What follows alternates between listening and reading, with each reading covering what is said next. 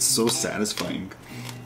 Like cutting into it. The texture? The texture, like just like cutting like a slice through is such a satisfying.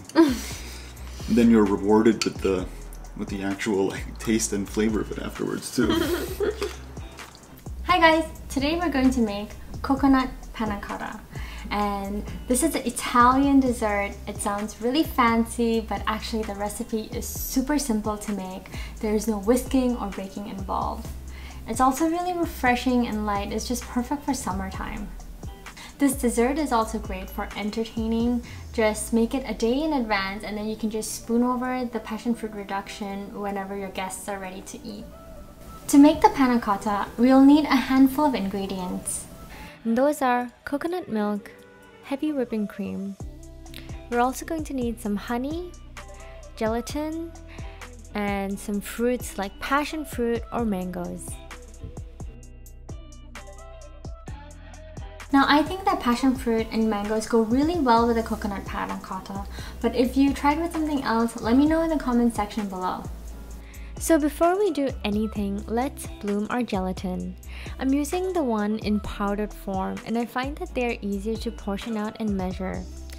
In a small bowl, let's add the gelatin and some water. Stir lightly so that the water touches all of the gelatin, then set it aside and allow the gelatin to bloom. For the coconut milk, shake it a little bit to mix in the solid fat that accumulates on the top.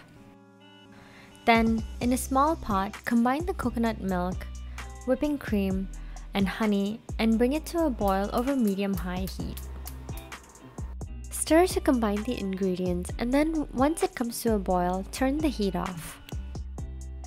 So now we're going to take some of this hot coconut milk and add it to the gelatin. Mix it well to dissolve the gelatin completely, then add it back to the hot milk. Now fill a big bowl of ice and place a smaller bowl to sit on top of it. Place a sieve over it and pour the panna cotta mixture through it to get rid of any chunky bits. Now to prevent the coconut milk from settling at the bottom, we need to continuously stir this until the panna cotta has started to cool down. Make sure you stir gently so that bubbles don't form at the top. So as you can see, the panna cotta has cooled and the consistency has started to thicken. Pour them into your containers and cover it with some plastic wrap. This will prevent any film from forming at the top. The panna cotta needs at least 5 hours to completely set, and in the meantime, you can make the passion fruit reduction. This part is totally optional and you don't have to make a reduction, but I find that the passion fruit could be really tart sometimes and making it into a reduction really helps cut the tartness. Cut open the passion fruit and empty the juices and seeds into a small pot over medium-high heat. Add about a tablespoon of sugar and give it a stir. Turn the heat on to medium and allow the passion fruit to come to a boil. We're going to allow the liquid to reduce just a little bit and then turn the heat off. Pour it into a container and allow it to cool before refrigerating. When you're ready to eat, you can eat it straight out of the bowl and you can also pop it out. To do that, place the panna cotta into some hot water for about 15 seconds. You can also loosen the edges by running your knife through it. Now hold your bowl and place the plate on top and then flip it. Sometimes you might have to give it a little bit of a jerk to make sure the panna cotta falls out. And voila, we have a beautiful panna cotta. I'm gonna grab a spoonful of passion fruit reduction and just pour it over the panna cotta.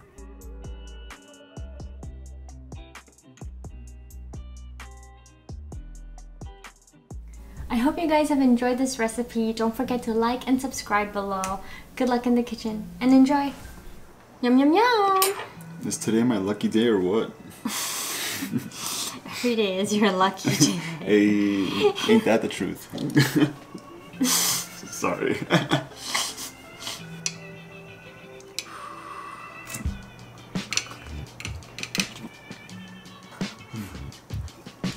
Ooh, the passion fruit is so tart. I was gonna say, It's really, really tart.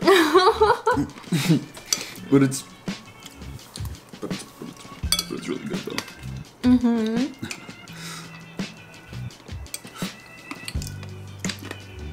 We love tart fruits. Yum. And the seeds add an extra crunch. I love how it's not super mushy.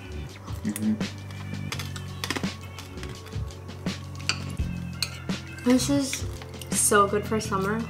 It is. It's like not too heavy, not too light. Yeah, it's refreshing. It's refreshing, yeah. And it's like, it's very easy to make.